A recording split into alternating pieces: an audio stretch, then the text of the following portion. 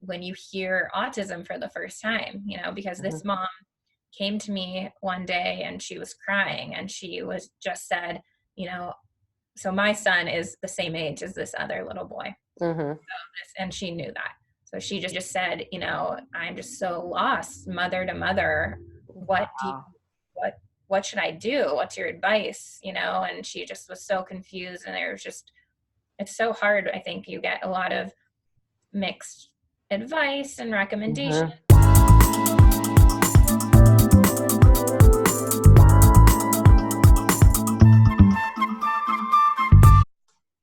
Good morning, Jessie. Hi, Paula. It's morning where you are on the West Coast, so. It is. And I'm sure it's bright and sunny also, right? Always. I'm jealous. Well, it's cold and 28 degrees here. Oh my goodness. Now, don't you feel sorry for me a little bit? The torture. Yep. So, Jessie, why don't you tell us a little bit about who you are and what you do and who you do it for. Sounds great. I'm Jessie Ginsburg. I'm a speech language pathologist and I own a multidisciplinary clinic here in Los Angeles. So in our clinic, we do speech therapy, occupational therapy, feeding, social skills groups, a lot of parent training and coaching. And I also have an online program that teaches other speech therapists how to work with young kids on the autism spectrum. That's interesting. So how did you get into the space of helping other therapists? So actually it kind of just happened. So what happened is I published an article. We have a national magazine for speech it's called the American Speech Language Hearing Association Leader.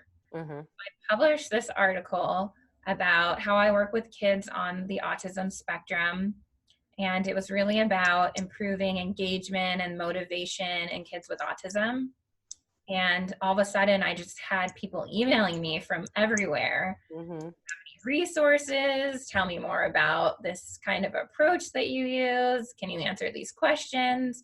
So then I realized, wow, we have a huge need for this. And I think that obviously there are so many kids being diagnosed on the spectrum and it's a huge part of our caseload and what we're seeing. So it used to be almost separate. Like we're working with kids with autism or we're working with kids in early intervention or in the schools. And now it's like autism is everywhere. Yeah, it is.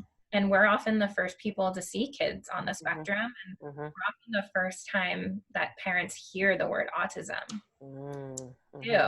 So, my specialty is working with kids 0 to 5 years.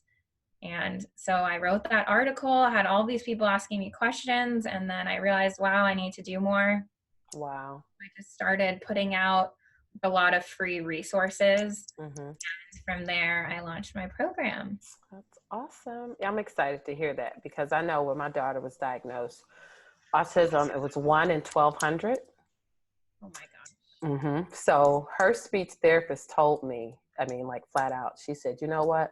When we were in school, when I was in speech therapy school, there was maybe like a paragraph. They talked about autism, like nobody had a clue. So I appreciate you being a resource for other therapists because I'm sure there may be probably older therapists that really didn't get a lot of, training in school, where I'm sure now they do a lot in school.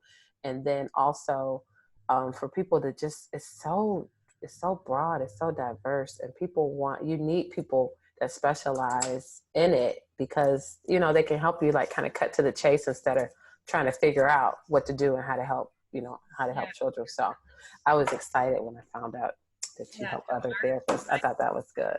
My grad program, I went to Chapman in Orange County, and it had an entire course on autism, and it was one of the first. Now they're doing it a lot more. But of course, there's a huge need for it. It is. Yeah. So that's good. So one of the things the main things I want you to talk. What is it called? It's called the 6. So it's called ASD from the inside out, but it has 6 core assessment and treatment areas. Okay. So the reason why I wanted you to speak to that is because I feel like parents need to be informed when they're looking for a therapist. And, sometimes you're so desperate, you just want to get somebody. And I feel like you lose time if you're not like, if it's not the right fit or the person isn't really well versed in autism. You just can't just get a therapist.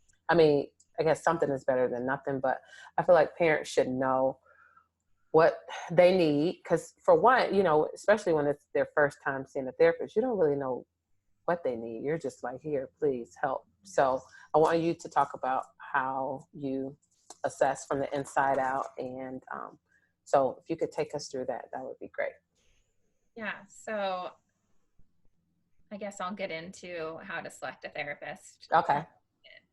But this is just an example. I'll tell you about a boy that I met last year. Mm-hmm. I met this little 2-year-old. Parents came to LA from overseas. They were working here. So he didn't have a diagnosis. He was 2. He had no words. He had minimal engagement. His attention was so poor. So he just came into my room and he's just moving all over the place. Mm-hmm. Finding toys. He loved rolling things. So he could grab whatever it is off my shelves. As long as it rolled, he was happy. And I'm not even saying balls. I'm saying it could be like a cylinder of cleaning wipes or something. Yeah. So it was so hard to engage him. And automatically, I saw this huge need, first and foremost, to improve his attention, because if we didn't do that, we weren't going to be getting anywhere. But, you know, it just made me think of when you were talking about when you hear autism for the first time, you know, because this mom came to me one day and she was crying and she was just said, you know, so my son is the same age as this other little boy. And she knew that. So she just said, you know, I'm just so lost, mother to mother. What should I do? What's your advice? You know, and she just was so confused. And there was just, it's so hard. I think you get a lot of mixed advice and recommendations, saying what's best for you. And I think ultimately you just have to think about, you know, what your values are and look for that in a therapist. And there are a lot of ways to parent, right? Yeah. And it all. Yeah. Just finding someone that really does have the same like parenting values as you do, not even necessarily if they have kids, but that they're treating your child the way that you want your child to be treated and that you do. So, because some people are, you know, stricter, more free-flowing, and not as loving sometimes, and really. And sometimes parents are looking for something different. You know, sometimes parents say, well, I'm so free, I let him do whatever he wants, but maybe he needs some structure. Yes. You know? But I think the number one thing to look for in a therapist is that you have good communication. Therapists shouldn't be stuck in their way. It shouldn't be, this is how I do things, and if you don't like it, you can leave. That's not how we should be, you know. Should be trained in lots of different approaches, which means that we're able to either pick the approach that's best for the child or draw from lots of different approaches to create something that's more individualized, which is what, you know, ideally we're doing. Yeah. So just an example is we do a lot of parent training, meaning we're teaching parents how to use the strategies in session. Nice. Oh, nice. Go home and work on it. Yep. So some of our programs are, you know, parent comes in, parent does all the work, we're just coaching them through it. Yes. Parents feel really uncomfortable with that. You said people feel uncomfortable with that? Yeah, sometimes. Really? Why? Why do you think? They'll say, well, you're the expert. I came to you because you know, can you show me how to do it? And then I'll try, or, you know, so we want there to be a very open dialogue where we can talk to parents and say, well, how do you learn best? Yeah. And do you want me to show you and then you try it? Or do you want to try it and I'll coach you through? Or do you want to try it and we'll videotape you and then we'll watch it after and we'll reflect on it? So there, you know, we should be flexible. Yeah. To do what the parent needs and wants. That's nice. I like that. We had to do a lot of that, being coached through like a glass window, you know, us watching the therapist and then them watching us. What'd you say? One-way mirror. Yeah. So that was really helpful because and then the videotaping, you see yourself and you're like, ooh, should have did that. You know, like you can trigger a child. Yeah. I video myself all the time when it's Do just you? Mm-hmm. every single time I watch a video, I see something Mm-hmm. that I didn't notice when I was in the moment. And it's Oh, something wow. that you think, oh, wow, that was really great for that kid. Or, oh, I could Mm-hmm. have done this differently. Or there was an Mm-hmm. opportunity to do something and I missed it. So I think that that's one of the best things you can do. And even parents at home, Mm-hmm. go home, just take a 2 to 5 minute video of your playing with your child. Mm. And it's so interesting to look at the things Wow. you I wouldn't. never thought therapists just did that on their own. So that's almost like how basketball players watch their tape so they can get better. Is that what it is? It's Okay, like that. that's true. So I do it a lot because I do a lot of training. So Mm-hmm. for me, it's good to have the videos, on hand. But then I'm Mm-hmm. always so happy every time I do it. Right. Nice. Okay, Yeah. so let's get into the 6 cores. Yeah. So this was what my article that I wrote was based on. Mm-hmm. And it's the idea that a lot of times if we're meeting a child like that little boy, let's just call Mm-hmm. him Ricky, Mm-hmm. that's his name because I Oh, can't. that's my husband's name. Oh, It's gonna be X, but yeah. should I spell these? You can, yeah, let's pick something. No, that's fine. I don't care. Let's do Fred. It's Fred. Okay, Fred. Mm-hmm. Little Fred, that the 2-year-old boy. So a Mm-hmm. lot of the times therapists would meet a kid like that who comes in who has poor engagement, poor attention, no language. And the first thing we think is, Fred needs to talk. Fred needs some language. I'm going to work on language. Mm-hmm. So what I have found is that if a child is either not talking or has some words but not using them consistently, which we see a lot in kids on the spectrum, we have a lot of parents who come in and say, oh, well, he says cookie when he wants a cookie, but he won't just say it when I want him to say it. Right. So what I found is that those kids are really missing some core areas. So they really have deficits in more foundational skills that they need for language development. Mm-hmm. So in that article, I came up with the idea of a staircase. Mm-hmm. And the bottom, imagine a staircase. The bottom of the staircase is attention and regulation. And, for parents who don't know about sensory processing is how we take in basically all of the information around us and attend to the environment. So, for instance, a child might be sensitive to sound and cover his ears a lot, which makes it hard for him to focus when he's in a noisy classroom. Mm-hmm. So kids might have some differences in their sensory processing, which ultimately affects their ability to attend, their attention. So then imagine the bottom is regulation like that, and then engagement. So the child's just ability to engage back and forth with you. And that could mean eye contact. Of course, we look for that a lot, but it could just be joint attention, which is the child's ability to look at you, attend to you, and an object or a toy at the same time. A lot of the times, one of the big red flags we see in little ones before they're diagnosed is they don't have great joint attention skills. So meaning if you hold up a toy, they might just look directly at the toy, but typically we would want to see a child looking between you and the toy. Mm-hmm. Oh, wow. So I say those are the lowest levels of the steps: regulation and engagement.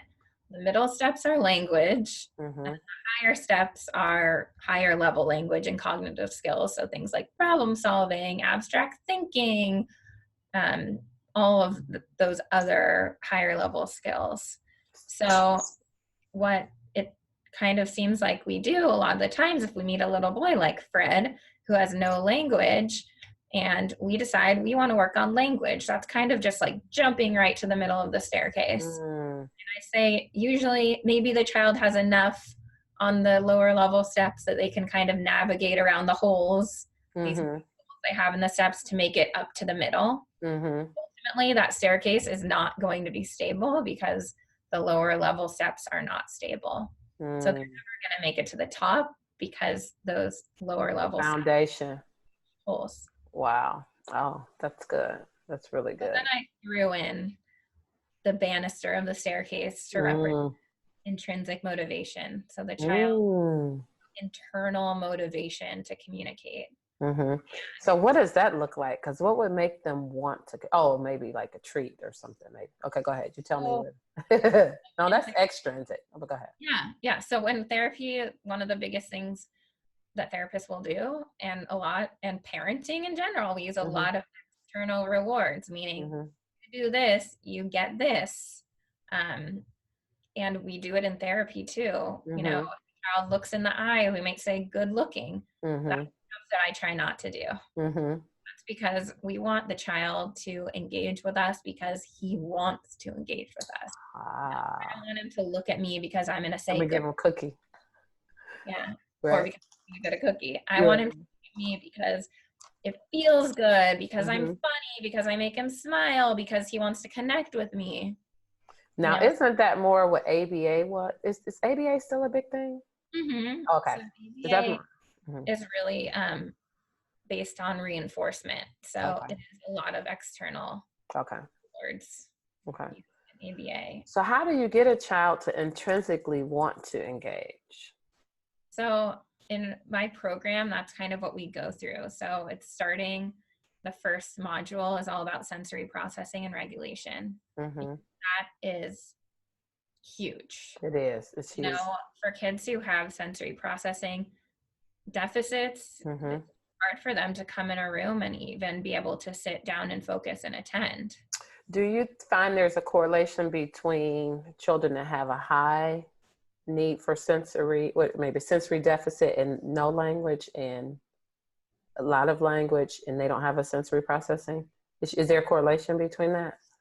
I couldn't tell you what the research shows, but it's definitely something that we see in our clinic.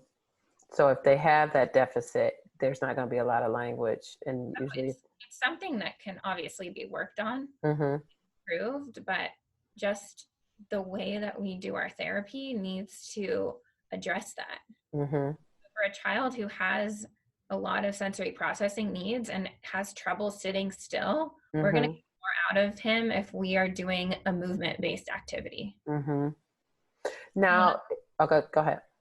I was going to say one of the first things we look at is what are the types of sensations that they're kind of craving. What is it that their body needs? How can we give that to them while addressing their goals in therapy? Wow. So to me, that's almost like, and you correct me if I'm wrong, I mean, you have to do a bit of OT, because isn't that kind of more like OT to kind of get them, and then along with the speech? And probably a lot of speech therapists don't have that ability.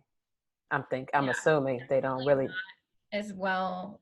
I mean, that's a huge part of what occupational therapists do, is sensory processing. Luckily, you know, I've always worked in multidisciplinary clinics, so I've gotten to collaborate with a lot of OTs. Have you heard of co-treats? Yes. We did a lot of that. Yeah, and speech therapists work together. So I learned all of that stuff through the OTs, you know, and then my own research. But I think that that's such a huge area that speech therapists need to know about, and a lot of times aren't taught. That's awesome. So I would say, because I want people to understand this, because if you're a new mom and you don't really understand sensory processing, so I'm going to give you an example for my daughter.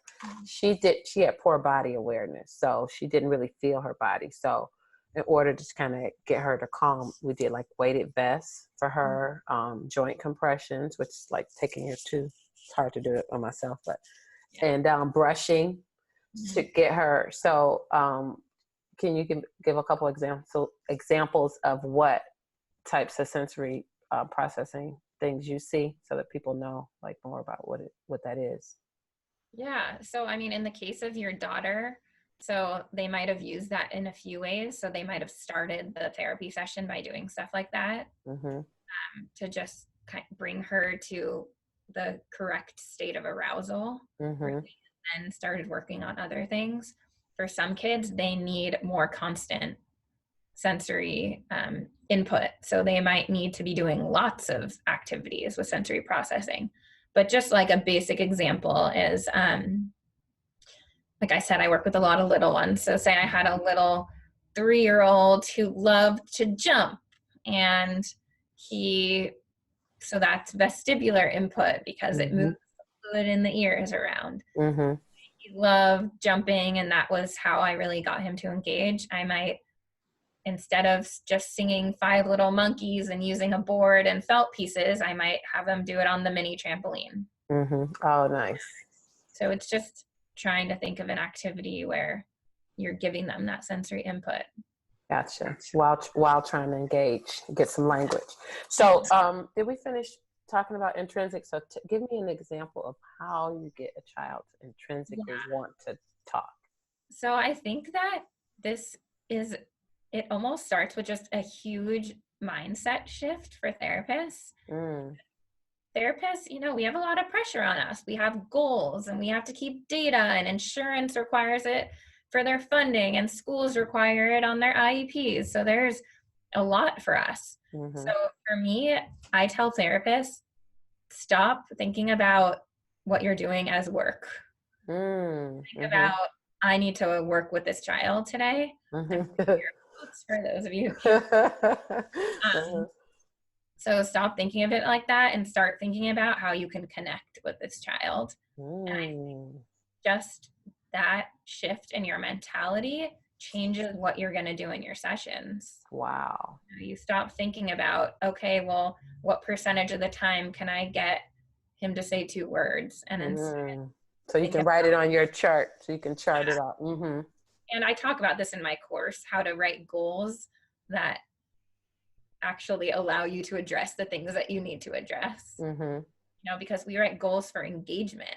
So imagine a therapist just comes into session and their goal is just to engage the child.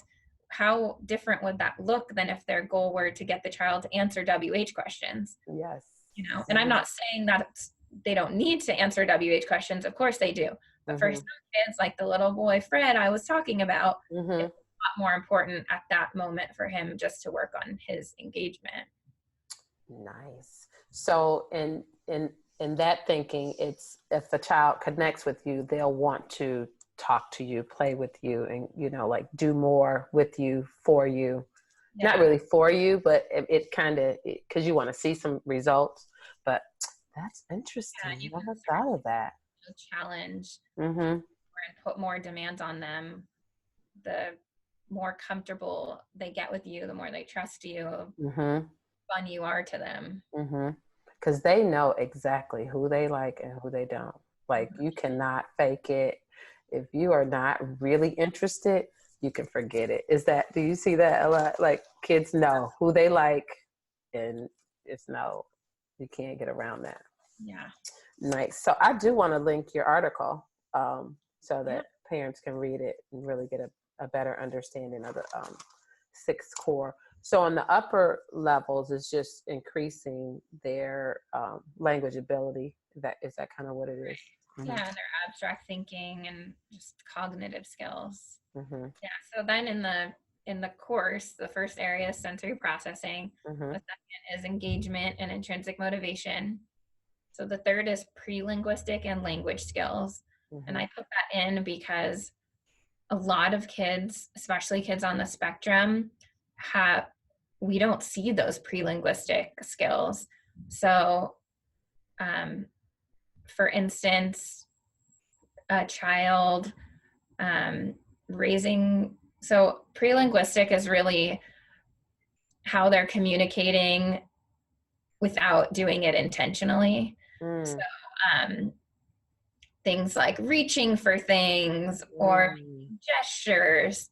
And a lot of the times kids on the spectrum, we're not seeing them develop those use of gestures.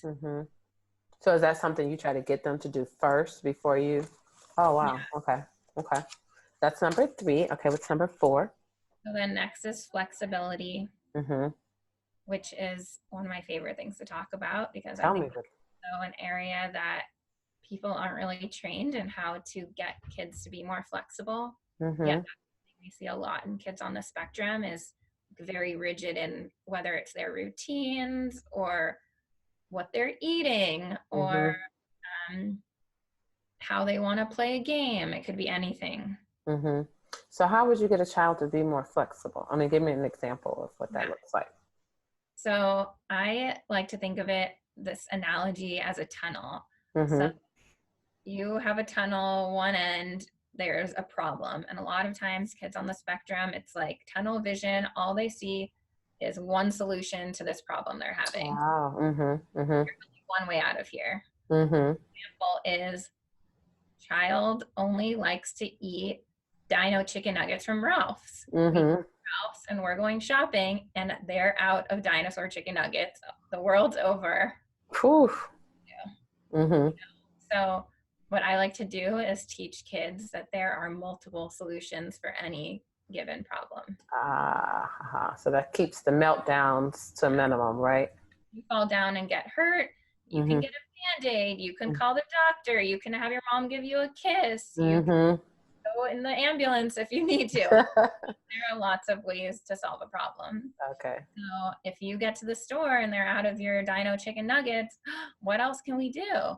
Oh, we could ask if they're gonna be getting more in tomorrow. We could go to Trader Joe's. We could get chicken tenders, you know. Yeah.